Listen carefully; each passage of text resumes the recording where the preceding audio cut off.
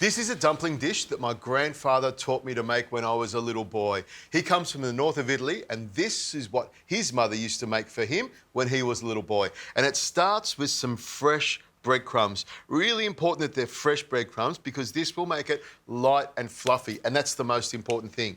Now, to the breadcrumbs, I'll add some onions. This is one whole onion that's been sweated until it's nice and soft in a little bit of butter and olive oil. And I did put a little bit of salt and pepper in with the onions as they were softening up, and that's what I'm looking for. Slightly caramelised, but that softness goes all the way through the dumpling and makes it delicious. Now to that, I'm going to add some Parmesan cheese that's already been grated and some ricotta cheese. This ricotta cheese is quite dry, so I won't need to add as much flour. But I need to add some eggs to bind it all together. These are lovely free-range Australian eggs, so I crack them into the bowl, and then with a fork, I'll mix them up until they're nicely bound together. Just using a fork is all you need to do, and once you've got this scrambled egg ready to go, pour it straight on the top there. Now I'll add a little bit of flour to bind it together as well. It's about a half a cup goes in here. And to make it look nice and give it some more flavour, some chives, in they go. Now, of course, we need some pepper in here to bring it all together. And of course, to make it nice and flavoursome, you've got to have salt. A good pinch of salt goes in here. Now, I'm going to mix this around with my hands. And just in case it's a little bit dry, I've got some milk over here. I don't want to add it yet. I want to make sure I get the right consistency of the dumpling so it comes together beautifully. Now, the trick to doing this is to just do it gently. Break apart all the little bits of ricotta and rub it gently into the breadcrumbs and just bring everything together nice and slowly. We want a fluffy, light dumpling. So if you're too heavy-handed, the dumplings will be thick and heavy, and that's what you do not want. So once you've got it together, and you can see it's nearly come together, you just need to squish it so it's combined beautifully. And what you should be looking for is a nice, light, fluffy dumpling. That looks great. Now the size is up to you.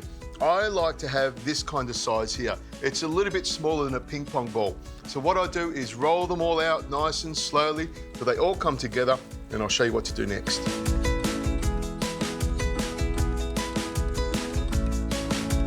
Okay, the dumplings are ready to go. Once you've rolled them, you just get some water to the boil, put a bit of salt in there and pop them in nice and gently.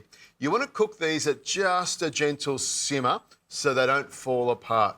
Once you've got them all in there, they're good to go. I've got a whole lot of these dumplings here, which is enough for 2 to 3 people.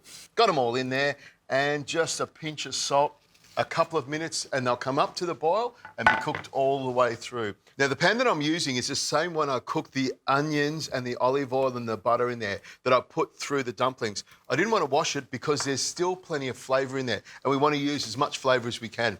Now, I'll put some asparagus in here, and this is raw asparagus that I'll cut nice and fine.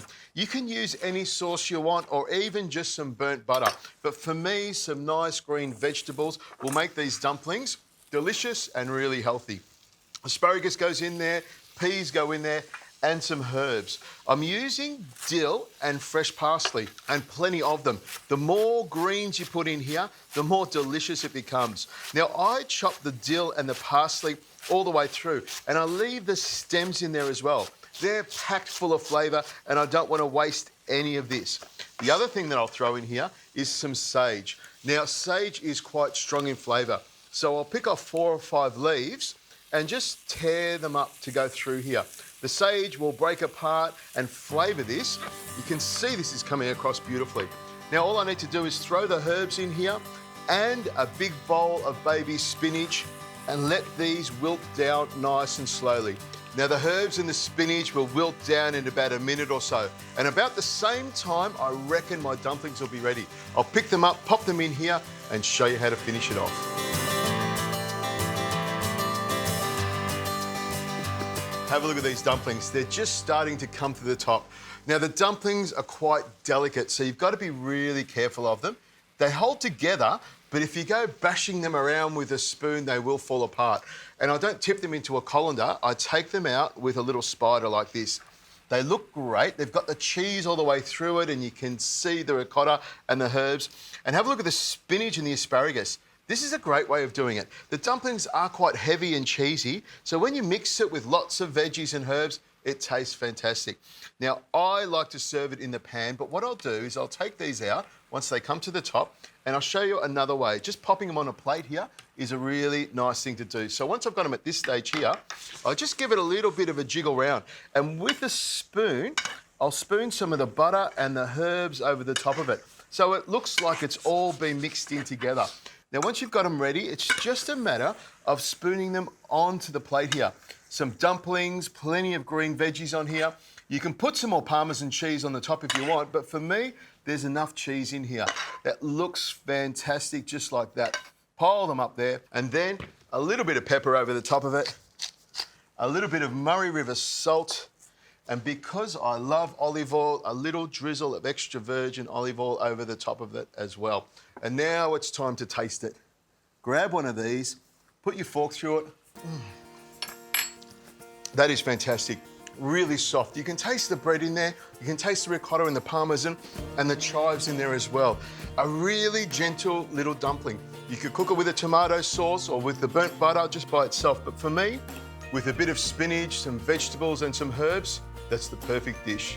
I think my grandfather would be proud.